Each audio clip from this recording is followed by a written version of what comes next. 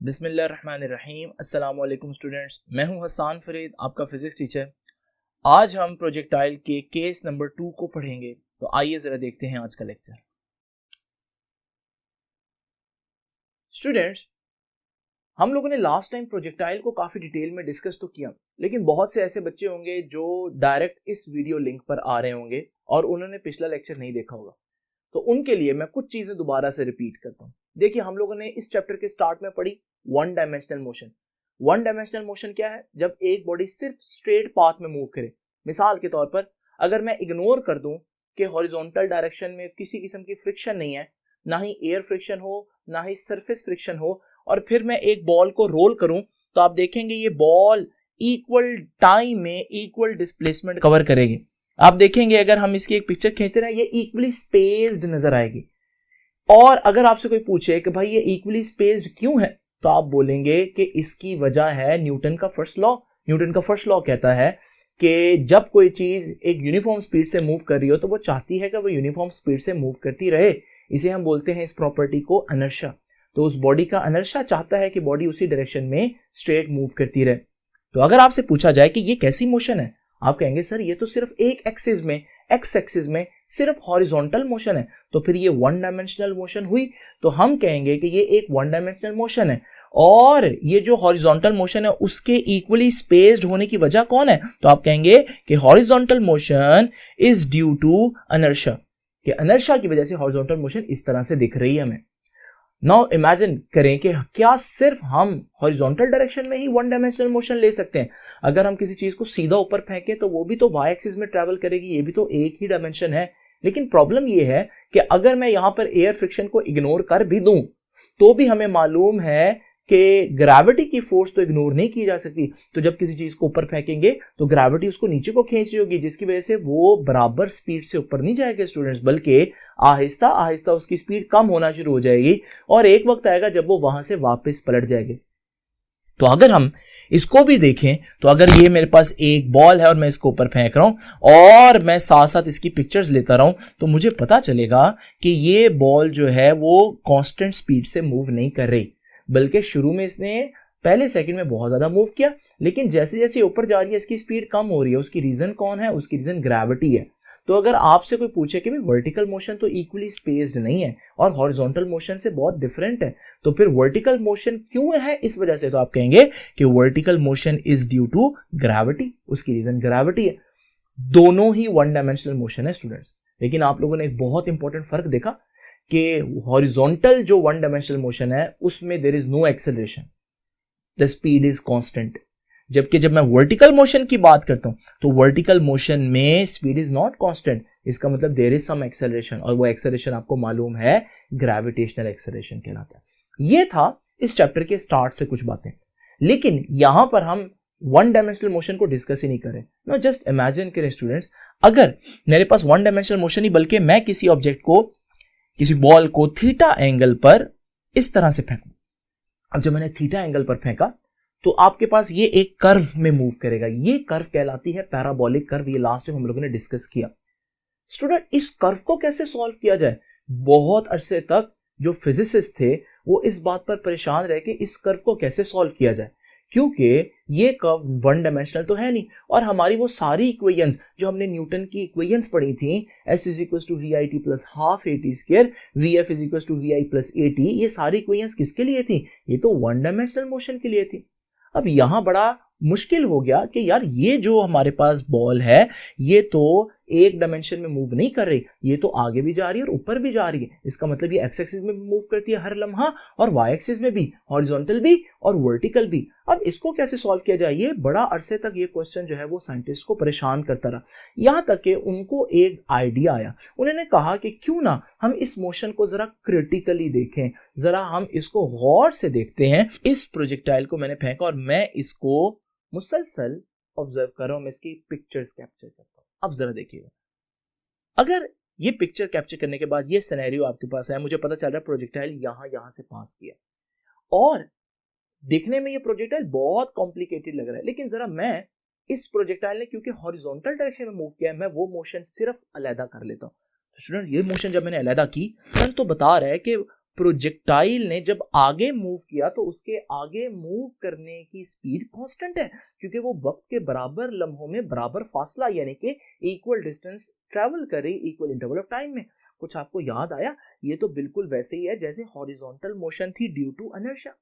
इसका मतलब एक प्रोजेक्टाइल जिस पैटर्न पर आगे जा रहा है, अगर हम उसको अलग स्टडी करें तो वो बिल्कुल तो वैसा ही है जैसे हम लोग one dimensional horizontal motion discuss करते हैं।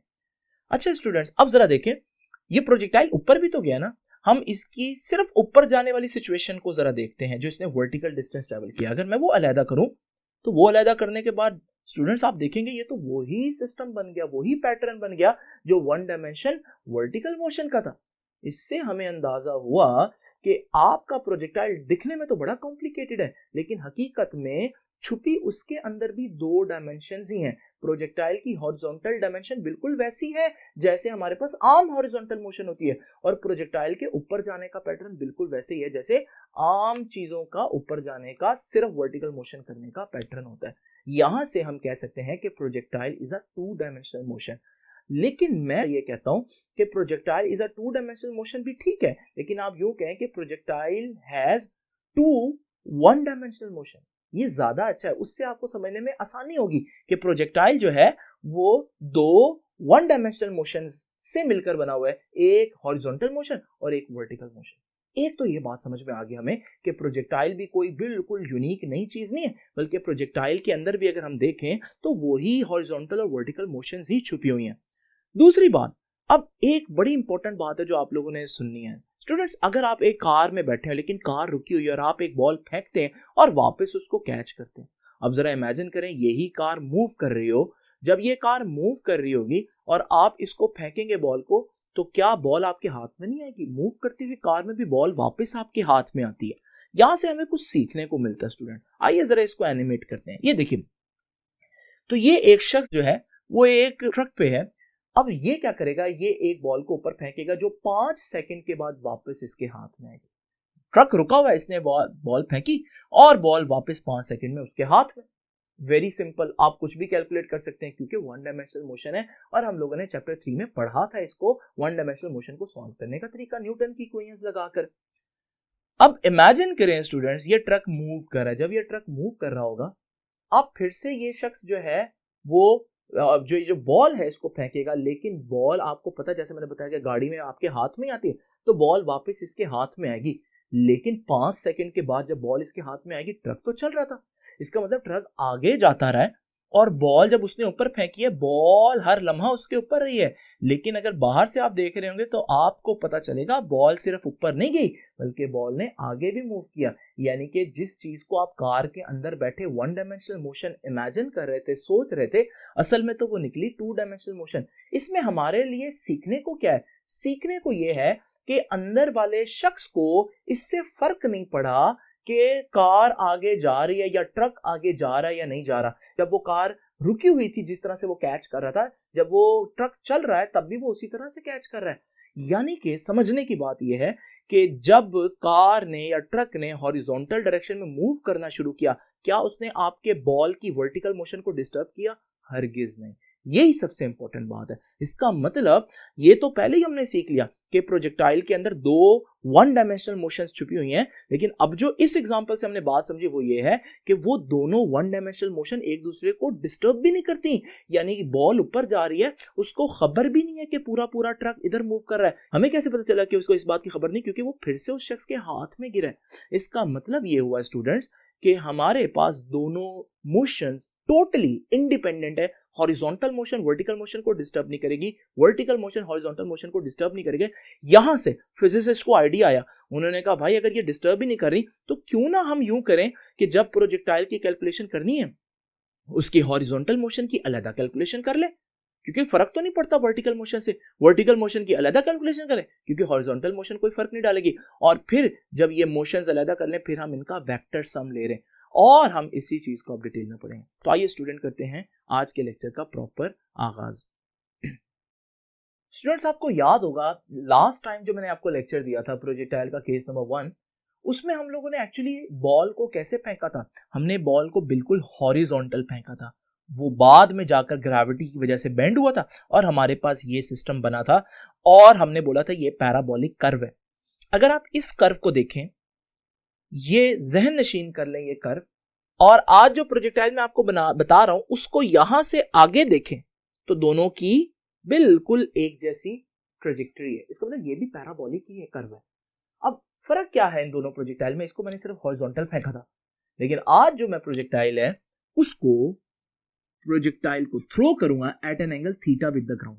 पहले मैं उसको ऊपर फेंकूंगा, जैसे किसी फुटबॉल को किक करें, जैसे कोई मिसाइल फायर करें, तो हमारे पास ये जो प्रोजेक्टाइल बनेगा ये भी प्रोजेक्टाइल तो है, लेकिन ये हॉरिजॉन्टल प्रोजेक्टाइल नहीं है जो कल वाला था, ये ऑब्लिक प्रोजेक्टाइल कहलाता है, या फिर हम आपको कहेंगे कि when a projectile is thrown at an angle theta with the vertical. Now students, आम सिनेरियो तो ये है, लेकिन हम जरा देखते हैं कि इसकी डिटेल क्या है।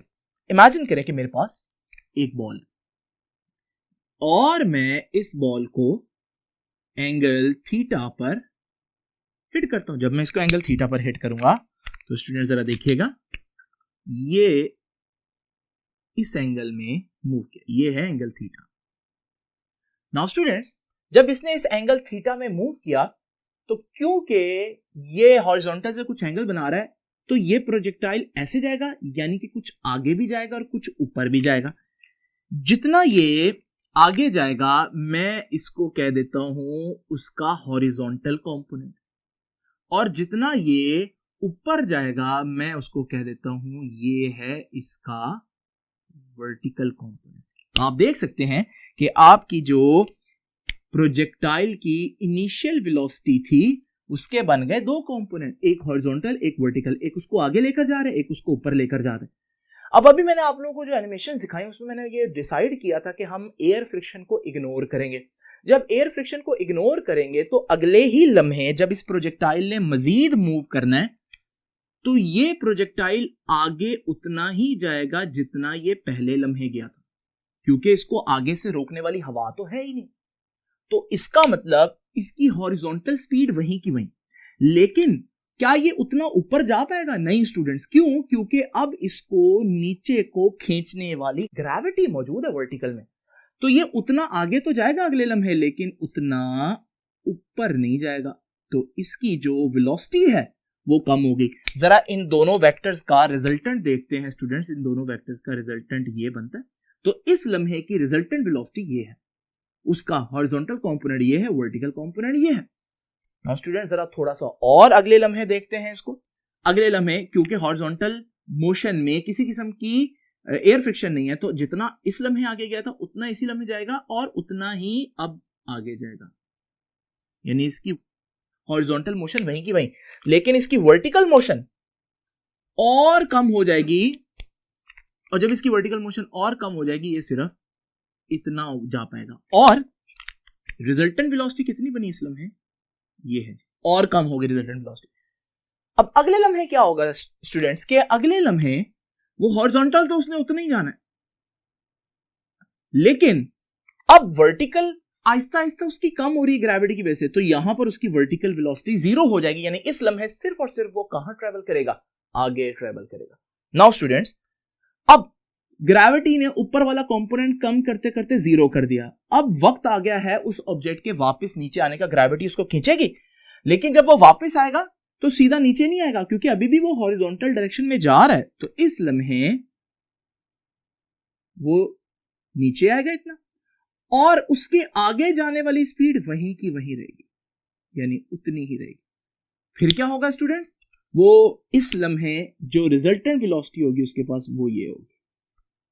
फिर इसी तरह अगले लम्हे वो आगे उतना जाएगा, लेकिन अब वो ज्यादा नीचे आएगा। क्यों? क्योंकि उसकी स्पीड बढ़ गई, क्योंकि अब वो ग्रेविटी की डायरेक्शन में जा रहा है। तो हमारे पास, क्योंकि उसकी हॉरिजॉन्टल स्पीड वहीं की वहीं जितनी थी स्टार्ट से लेकर अब तक, तो ये है उसका रिजल्टेंट। हमने देखा रिजल्टेंट बढ़ गया। और फिर हमारे पास अगले लम्हे वो बहुत ज्यादा नीचे आएगा, लेकिन उसकी हॉरिजॉन्टल मोशन उतनी ही होगी जितनी पहले है, और ये है हमारे पास आखिरी लम्हे की रिजल्टेंट। तो अगर आप इस सिंपल सी मोशन को वेक्टर की फॉर्म में इमेजिन करना चाहें तो ये उसकी स्पीड का सिनेरियो है पूरी प्रोजेक्शन के अंदर। अब स्टूडेंट यहां पर दो चार बातें समझने वाली हैं। नंबर 1 मैंने हॉरिजॉन्टल मोशन के बारे में क्या डिस्कस किया? No air friction. तो मैंने एयर फ्रिक्शन को तो इग्नोर कर दिया। जब एयर की फ्रिक्शन को इग्नोर कर दूंगा तो मुझे मालूम है यहां से 2-3 बातें मेरे से पूछी जाएंगी, और वो क्या बातें हैं जरा इमेजिन कीजिएगा। पहली बात जो मेरे से पूछी जाएगी वो ये है कि एयर फ्रिक्शन नहीं है तो फोर्स कितनी है हॉरिजॉन्टल डायरेक्शन में? तो नो नेट फोर्स, क्योंकि हॉरिजॉन्टल में तो फ्रिक्शन ही हो सकती थी।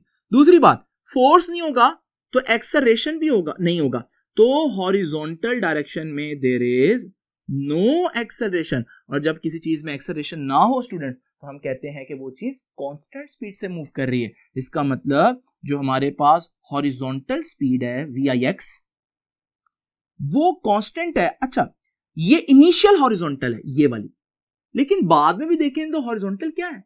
सेम है। इसका मतलब आप हॉरिजॉन्टल में इनिशियल लो या फाइनल लो, हमारे पास ये दोनों सेम होंगी, इनिशियल और हॉरिजॉन्टल सेम होंगी। अब यहां पर फाइनल से क्या मुराद है, ये भी बड़ी इंपॉर्टेंट बात है। बच्चे समझते हैं ये फाइनल है, नहीं स्टूडेंट्स, जहां की आप बात कर रहे हैं वो ही फाइनल है। जैसे वो कहता है 3 सेकंड के बाद वेलोसिटी निकालें, अब 3 सेकंड के बाद जहां आप निकाले वो आपका फाइनल पॉइंट है। अगर प्रोजेक्टाइल 3 सेकंड के बाद यहां पहुंचा है तो ये आपका फाइनल है। अगर 5 सेकंड के बाद पूछता है ये आपका फाइनल है, जरूरी नहीं फाइनल वही हो जहां पर वो हिट कर रहा है। तो यहां पर हम इनिशियल ये पॉइंट है, फाइनल कोई भी हो सकता है जिसका वो आपसे पूछ रहा है। नाउ स्टूडेंट्स, दूसरी बात, हमें मालूम है कि स्पीड हॉरिजॉन्टल डायरेक्शन में कांस्टेंट है, लेकिन है कितनी जरा देखिए। ये था इनिशियल Vi, आपको मालूम है Vi का ये कंपोनेंट क्या कहलाएगा? ये कंपोनेंट कहलाएगा स्टूडेंट्स Vi cos थीटा। आपको याद है हम लोगों ने ये बड़ी अच्छी तरह से पढ़ा वेक्टर्स के अंदर के हॉरिजॉन्टल कंपोनेंट cos वाला कंपोनेंट होता है। तो Vix Vi cos थीटा होगा, तो फिर ये Vfx भी तो उतना ही है। तो इसका मतलब Vix निकालो या Vfx निकालो, कितना आएगा? Vi cos थीटा निकालो। तो ये हमारे पास, जरा तवज्जो से देख लें कि हॉरिजॉन्टल मोशन के अंदर मुझे 2 स्पीड्स निकालनी है, हॉरिजॉन्टल की इनिशियल और हॉरिजॉन्टल की फाइनल। लेकिन हॉरिजॉन्टल की इनिशियल और हॉरिजॉन्टल की फाइनल एक ही आती है, क्योंकि हॉरिजॉन्टल में तो स्पीड चेंज हो ही नहीं रही। अब जरा देखिए वर्टिकल मोशन। तो पहले तो बताएं क्या वर्टिकल मोशन में हमारे पास कोई फोर्स नहीं है? है भाई, फोर्स ऑफ ग्रेविटी है। और अगर फोर्स ऑफ ग्रेविटी है तो स्टूडेंट्स फोर्स ऑफ ग्रेविटी की वजह से एक्सेलरेशन भी होगा। तो हॉरिजॉन्टल में एक एक्सेलरेशन है और वो कितना है? वो g है, यानी कि 9.8 मीटर्स पर सेकेंड स्क्वायर है। अगर आप ऊपर जा रहे हैं तो माइनस लेंगे, अगर नीचे आ रहे हैं तो इतनी ही स्पीड बढ़ेगी तो एक्सेलरेशन को पॉजिटिव लेंगे, वो हम कैलकुलेशंस में डिस्कस करेंगे। अब जरा देखिए, तो ए वाई यानी कि एक्सेलरेशन वाई एक्सिस में 0 नहीं है।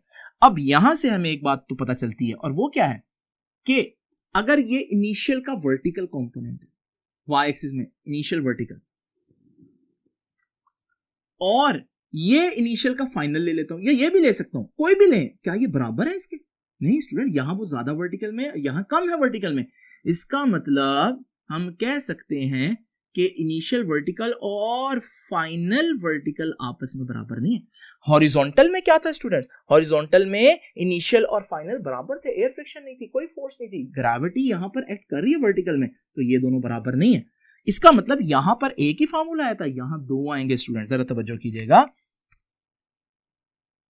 ये देखिए हमारे पास हम फाइंड आउट करते हैं पहले तो Vi y इनिशियल वर्टिकल, ये इनिशियल वेलोसिटी, ये उसका वर्टिकल कंपोनेंट है। स्टूडेंट ये क्या बनेगा? अगर ये Vi cos थीटा है तो ये वाला कंपोनेंट क्या कहलाएगा?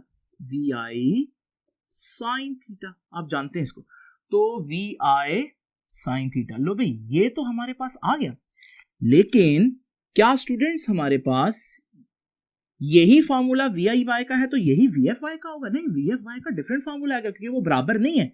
यहां पर हमारी मदद करेगा न्यूटन का लॉ। न्यूटन का लॉ क्या कहता है? न्यूटन की इक्वेशंस क्या कहती हैं? न्यूटन की इक्वेशन कहती है कि Vf is equal to Vi plus AT। लेकिन आपने फाइनल वर्टिकल निकालना है, तो ये भी वर्टिकल, ये भी वर्टिकल, और ये सारी चीजें वर्टिकल लेंगे। अब जरा देखें, Vfy तो हमें फाइंड आउट करना है, Viy वो तो Vi sin थीटा है, और एक्सेलरेशन मैंने बोला था ऊपर जाते हुए एक्सेलरेशन माइनस जी लेंगे, तो ये आ जाएगा माइनस जी और साथ ये टी आ जाएगा। नाउ स्टूडेंट्स, आपने देखा यहां पर हमारे पास दो इक्वेशंस आई और आप देख रहे हैं ये वर्टिकल कंपोनेंट था, ये वी आई साइन थीटा था। अच्छा, यहां पर vertical component we I sine theta में से कुछ माइनस हो रहा है, कितना माइनस हो रहा है, जी माइनस जी टी माइनस हो रहा है, तो वो नजर आ रहा है कि भाई इसमें से कुछ माइनस होगा तो छोटा कंपोनेंट आएगा। अब कितनी इक्वेशंस आ गई, 4 इक्वेशंस हो गई, 2 हॉरिजॉन्टल की, 2 ही वर्टिकल की। अब हम निकालेंगे resultant velocity. Now student, resultant velocity vector sum होगा बाकी वेलोसिटीज का। तो जरा देखिए हमारे पास, ये देखिए, ये अगर मैं फाइनल पॉइंट लेता हूं, ये वाला फाइनल पॉइंट, ये फाइनल पॉइंट पर x कंपोनेंट है, ये फाइनल पॉइंट पर y कंपोनेंट है। हमें ये ब्लू वेलोसिटी निकालनी जो उसकी फाइनल पॉइंट पर टोटल वेलोसिटी है। तो रिजल्टेंट हमें निकालना आता है स्टूडेंट्स, अगर हमारे पास x कंपोनेंट भी हो और y कंपोनेंट भी हो तो हम क्या करेंगे, x कंपोनेंट का स्क्वायर y कंपोनेंट का स्क्वायर और अंडर रूट लेंगे। चैप्टर नंबर 2 में हमने रिजल्टेंट निकालना सीखा था। तो किसी भी पॉइंट पर टोटल वेलोसिटी कितनी है, उस पॉइंट पर x कंपोनेंट का स्क्वायर, उस पॉइंट पर y कंपोनेंट का स्क्वायर और अंडर रूट। और आखिरी बात, आप लोग फाइंड आउट करना चाहते हैं एंगल। यहां पर बड़ी इंपॉर्टेंट बात है बच्चों, जो बच्चे कंफ्यूज रहते हैं, ये एंगल थीटा नहीं मैं बोल रहा, ये एंगल है फाई। ये फाई कौन सा एंगल है, थीटा वो एंगल है जिससे मैंने उसको फेंका था। फाई कहीं पर भी जो एंगल आपने निकालना है, फाइनल पॉइंट जो भी आपका, ये फाई है। तो अब ये फाई कैसे निकालेंगे, फाई निकालने का formula students, tan inverse y component over x component, y component vfy over x component vfx, और ये हम वैल्यूज पुट करेंगे तो हमारे पास वो एंगल आ जाएगा जो उस वक्त प्रोजेक्टाइल बना रहा होगा। तो स्टूडेंट, ये हमारा आज का आर्टिकल था, बड़ा सिंपल है। आइए इससे रिलेटेड 2-3 एमसीक्यूज देखते हैं और फिर लेक्चर को खत्म करते हैं। नाउ स्टूडेंट्स, जरा देखते हैं ये एमसीक्यू। वो कहता है कि eight which point the velocity of the projectile is 0। कौन सा पॉइंट है जहां पर वेलोसिटी ऑफ द प्रोजेक्टाइल 0 है? Option A point of projection, option B at highest point, option C both. जरा देखते हैं स्टूडेंट्स इसका आंसर क्या है। देखें, ज्यादातर बच्चों को ये तो कंफर्म है कि जहां से पॉइंट ऑफ प्रोजेक्शन है, यानी कि जो ऑप्शन ए है, वो पॉइंट वो है जहां से हमने उसको फेंका, वहां तो वेलोसिटी 0 हो ही नहीं सकती।